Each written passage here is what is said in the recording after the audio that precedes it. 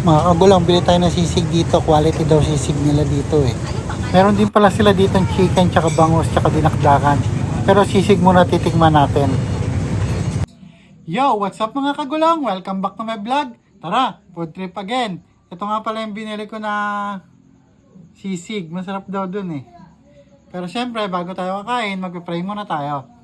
Maraming salamat pa sa biyayang nakahain sa aming pagkainan ngayong araw na ito. Sa pangalan po ni Jesus, dakila po namin tagapagligtas. Amen. So, paano mga kagulong? Let's eat! Higaan nga natin ng kalamansi. Natin haluin.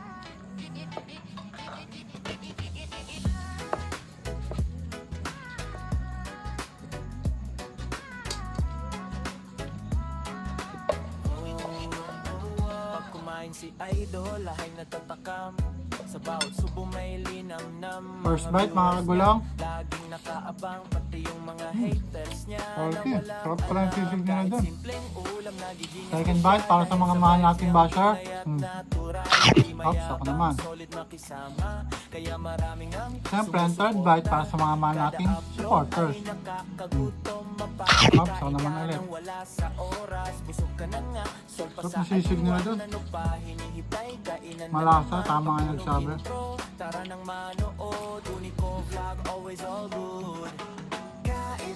100 pesos lang. Good porto na to.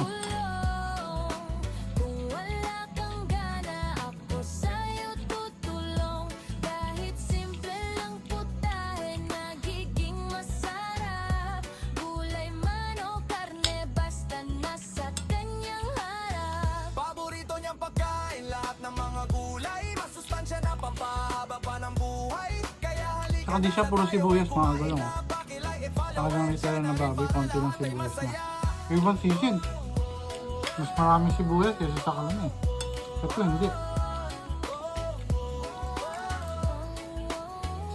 Automatic good vibes ang dala-dala. Hindi lang pagkain ng kanyang content. Kasama ang respeto at pagharap.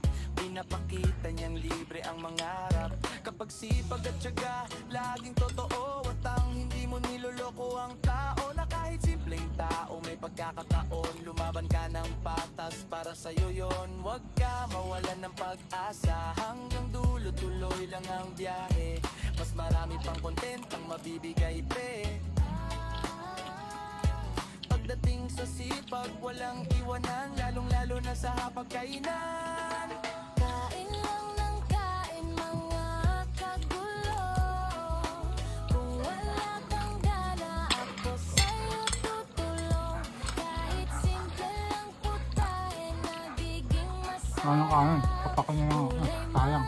Karne, basta nasa kanyang harap. Paborito niyang pagkain, lahat ng mga gulay. Masustansya na pampahaba pa ng buhay. Kaya halika na na tayo. Last bite mga kagulong. Paki-like at follow and share na rin para lahat ay masaya.